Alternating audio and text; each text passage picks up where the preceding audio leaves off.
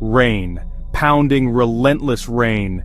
It had been hammering down for hours, transforming the city into a labyrinth of shimmering black mirrors.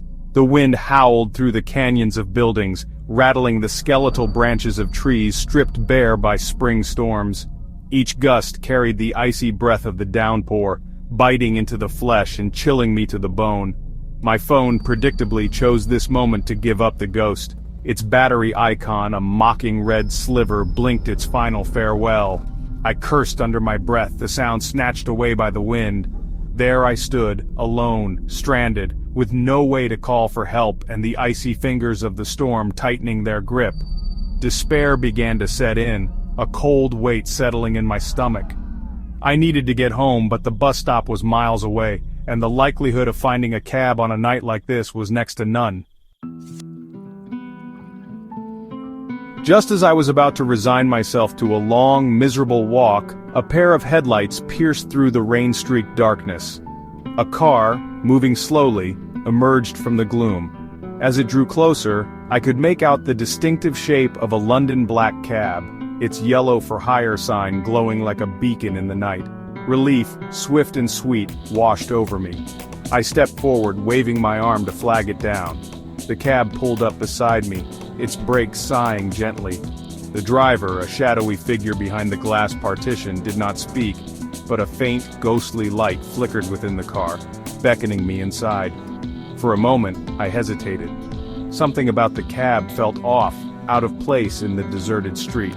Perhaps it was the way the rain seemed to flow around it, rather than beating down on it, or the way the darkness seemed to cling to it like a shroud. Still, my desperation outweighed my unease. I opened the heavy door and stepped inside. The interior of the cab was as strange and unsettling as its exterior. The air was thick with the scent of damp upholstery and something else I couldn't quite place. A musty old smell, like a forgotten attic. The leather seats, cracked and worn, were cold and slightly damp to the touch.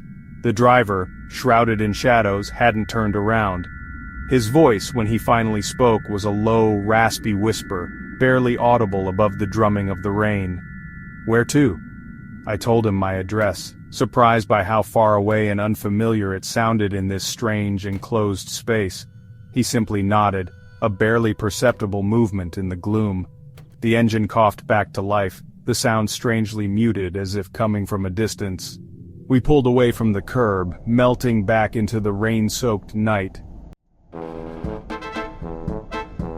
The streets we traveled were unfamiliar, a dizzying blur of rain-slicked cobblestones and gaslights that seemed to flicker in time with my growing unease.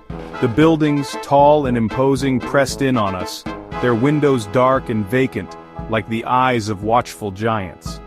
I tried to make conversation with the driver to break the oppressive silence, but each attempt was met with a grunt or a dismissive shrug. He seemed to exist solely within his own world, a world of shadows and silence, and I, a reluctant passenger, was merely along for the ride. Time in this strange, nocturnal realm seemed to have lost all meaning. Minutes stretched into hours, or perhaps it was the other way around. The city outside the windows had become a labyrinth, a shifting, surreal dreamscape with no beginning and no end. Fear, cold and clammy, tightened its grip around my chest. I knew with a certainty that defied all logic that something was terribly wrong. This was no ordinary cab ride. I was trapped in a nightmare, a passenger in a journey that had no destination, only an endless, terrifying loop. Suddenly the car screeched to a halt, throwing me forward against the partition. Gasping for breath, I looked around, my heart pounding against my ribs. The street was identical to the one where I had hailed the cab. The same flickering streetlight, the same rain-lashed pavement, the same bone-chilling wind. The driver, still shrouded in shadow, turned to me, a faint, chilling smile playing on his lips. "Same time tomorrow?"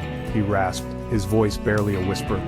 And then, just as quickly as it had appeared, the cab was gone, swallowed by the night, leaving me standing alone in the pouring rain, the echo of his words hanging in the air like a curse.